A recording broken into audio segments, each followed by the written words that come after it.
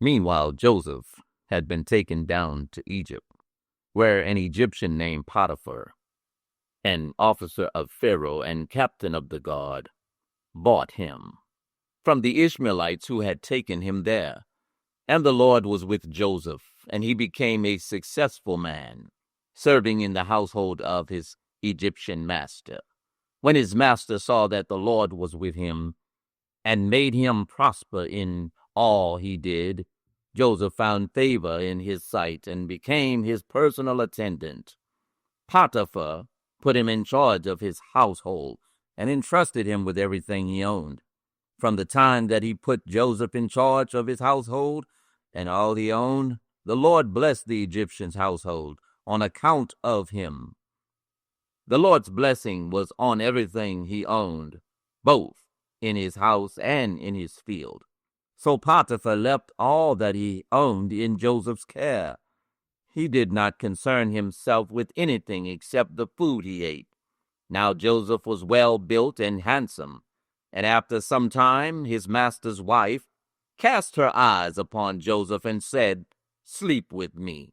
But he refused. "Look," he said to his master's wife, "with me here my master does not concern himself with anything in his house, and he has entrusted everything he owns to my care. No one in this house is greater than I am. He has withheld nothing from me except you, because you are his wife. So how could I do such a great evil and sin against God?" Although Potiphar's wife spoke to Joseph day after day, he refused to go to bed with her, or even be near her. One day, however, Joseph went into the house to attend his work, and not a single household servant was inside. She grabbed Joseph by his cloak and said, "Sleep with me." But leaving his cloak in her hand, he escaped and ran outside. When she saw that he had left his cloak in her hand and had run out of the house, she called her household servants. "Look," she said, "this Hebrew has been brought to us to make sport of us. He came to me so he could sleep with me, but I screamed as loud as I could. When he heard me scream for help, he left his cloak beside me and ran out of the house." So Potiphar's wife kept Joseph's cloak beside her until his master came home. Then she told him the same story. "The Hebrew you brought in here to me to make sport of me, but when I screamed for help, he left his cloak beside me and ran out of the house." When his master heard the story, his wife told him, saying, "This is what your slave did to me." He burned with anger. So Joseph's master took him and had him thrown into the prison where the king's prisoners were confined. While Joseph was there in the prison, the Lord was with him and extended kindness to him, granting him favor in the eyes of the prison warden. And the warden put all the prisoners under Joseph's care, so that he was responsible for all that was done in the prison. So the warden did not concern himself with anything under Joseph's care, because the Lord was with Joseph and gave him success in whatever he did. Some time later, the king's cupbearer and baker offended their master, the king of Egypt. Pharaoh was angry with his two officers, the chief cupbearer and the chief baker, and imprisoned them in the house of the captain of the guard, the same prison where Joseph was confined. The captain of the guard assigned them to Joseph, and he became their personal attendant. After they had been in custody for some time, both of these men, the Egyptian's cupbearer and the baker, who were being held in prison, had a dream on the same night, and each dream had its own meaning.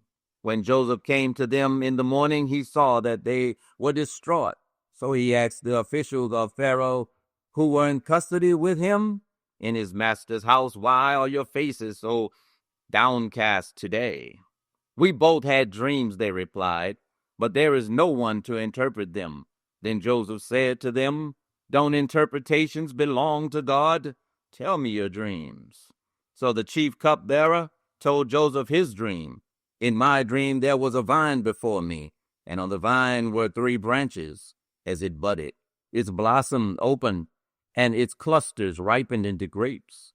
Pharaoh's cup was in my hand, and I took the grapes, squeezed them into his cup, and placed the cup in his hand. Joseph replied, "This is the interpretation. The 3 branches are 3 days. Within 3 days, Pharaoh will lift up your head and restore your position. You will put Pharaoh's cup in his hand, just as you did before when you were his cupbearer. But when it goes well for you, please remember me and show me kindness by mentioning me to Pharaoh, that he might bring me out of this prison.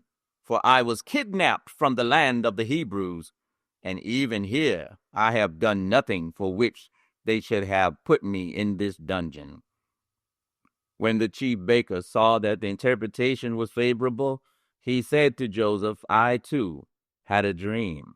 There were 3 baskets of white bread on my head.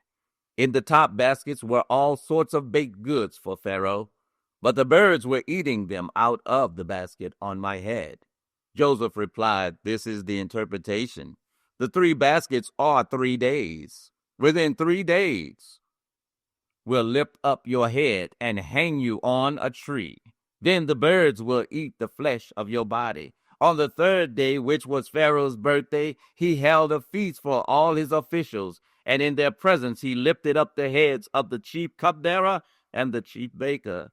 Pharaoh restored the chief cupbearer to his position, so that he once again placed the cup in Pharaoh's hand. But Pharaoh hanged the chief baker, just as Joseph had described to them in his interpretation.